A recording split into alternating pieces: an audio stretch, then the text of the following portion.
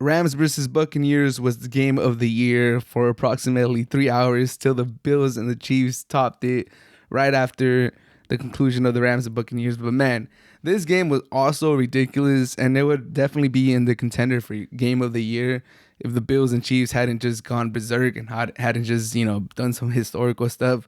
But the Rams were in thorough control. It looked like the Rams were going to run away with it.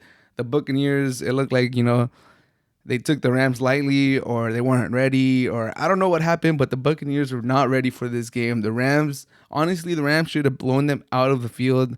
They should have sent, shockwaves through the NFL. They would have sent a message. The Rams are here. They're probably going to host the Super Bowl. Super Bowl's in SoFi. They're going to run through the NFC. Whoever comes through the AFC is going to have, a big task. It's going to be a tall order to beat the Rams. There's going to be a lot of, hyperbole headlines if the Rams would have just executed how they should. They had chances to really blow the game out of the water. Akers could have punched it in before the half, and he fumbled. Cooper Kupp fumbled.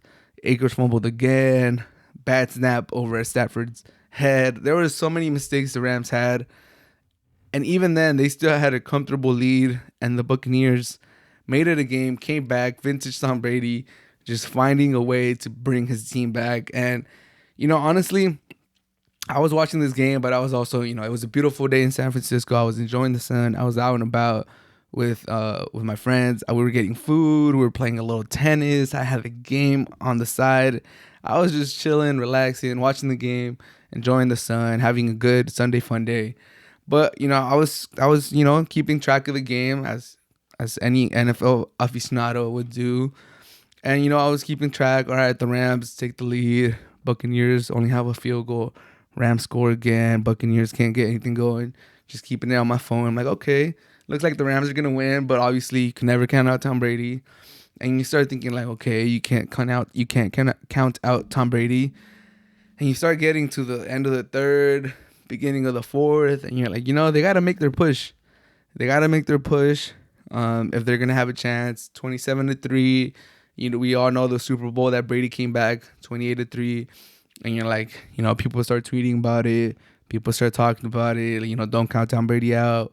We've seen this movie before. Colin Cowherd, even though we've seen this movie before, Colin Cowherd was like, there's no way there's no way this happens. There's no way Tom Brady could brings them back. This game is done.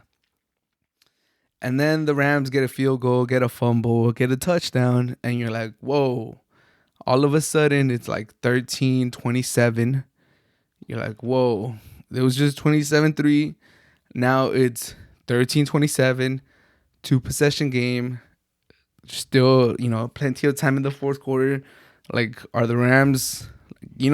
at that point, the Rams definitely must have felt like, like, did the Giant just wake up?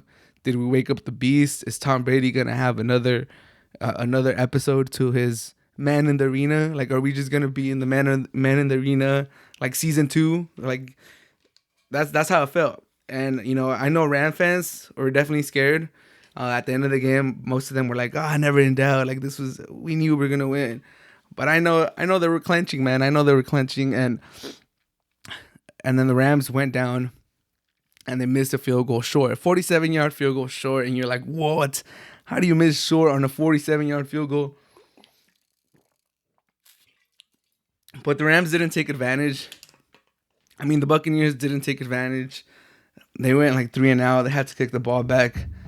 And you're like, okay, that's it. Game over. Buccaneers had to, they had to capitalize on it. There's like 6 minutes left. You guys got to score now. And they couldn't. They send it back. They waste all their timeouts. They get the ball back using all their timeouts. Around 4 minutes. They got to score quick. And Ramsey gets burned. Just gets dusted. And, a lot of people have been talking about Ramsey versus Diggs. And I do think Ramsey's better. Diggs, kind of gives up too many big plays. But damn, Ramsey just got cooked by Mike Evans. Mike Evans scores a, 55-yard touchdown, something along those lines. Makes it a 7-point game with like 3 minutes and 20 seconds left, something like that. 7-point game. Rams, if they get one first down, it's over. But you're like, wow, Brady again bringing his team back, and you're like, okay, Rams, one first down, you could ice this game. And I remember I was walking back to my car. My roommate Miguel was next to me, and the Rams had just gotten the ball. And I jokingly said, fumble, fumble, just to mess with him, just to see his reaction. Because at that point, I had been relaying the information to him. I had been showing him the game on my phone, and, we're keeping up. We're like, no way. The devil's going to do it again. Tom Brady's going to do it again. And as soon as it became a one possession game, we're like, dude, he's going to do it, huh? He's going to do it. Like, he can't keep getting away with it. He can't keep getting away with it. So we're all, just reliving all of our past traumas as, Miguel's a Raider fan and I used to be a Charger fan. We're all just having PTSD as we're walking back to the car of Tom Brady coming back on our teams. And then, so I was just joking. I tried to make a joke. Like, I don't think the Rams had even run their first down play once they got the ball back up 27-20. And I was like, oh, fumble. And he's like, no way. And I was like, nah, I'm just kidding. Like, nothing has happened. And then we got to the car and we sat there watching the last few minutes. And Cam Akers fumbles and gives the ball back to the Buccaneers. And you're like, oh my God, it really happened. Like, how does this keep happening? And my friend Arturo, who was on the show last week, he tweeted that it's so obvious the deal that Brady made with the devil. And you're like, I'm starting to believe it. Like, how does everything always just happen? How does Brady's defenses always force a turnover, always give him a short field, always like allow him to stay in the game? And then you're thinking like, okay, like now the Buccaneers got to play it smart. They can't score too quickly because then the Rams are going to get the ball back. Like, they're for sure. It wasn't even a question like if they're going to tie it 27-27. You kind of just knew they're going to score 27-27. They just can't leave too much time for the Rams. And, they made their way down to like the 12. They got like a 4th and 1, and they punched it in. Fournette, 4th and 1, made a player miss.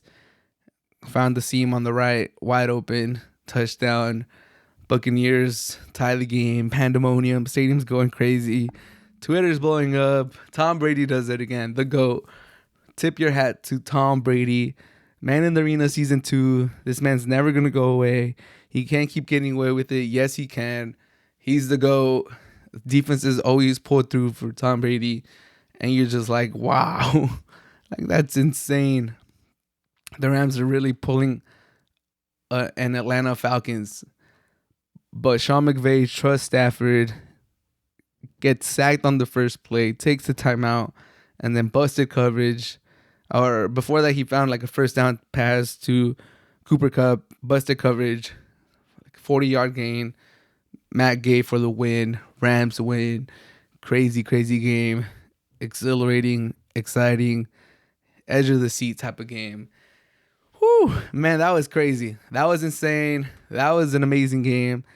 Would have been probably the game of the year if it wasn't for the Bills and Chiefs topping it just a few hours later.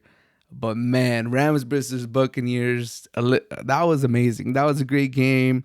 If that's Tom Brady's last game, vintage Brady bringing his team back, making it interesting, striking fear in the other team, making them question like what reality even is. Like, we were just up 27-3. How is this man tied of the game? They weren't doing anything. Von Miller and Aaron Donald were just eating their line alive. And now they're tied. Like, how does this even happen? But, Tom Brady, the wizard, almost did it again. And that segues that was a great game. Congratulations to the Rams. They play the 49ers at home this weekend. I'll touch on that maybe in another episode.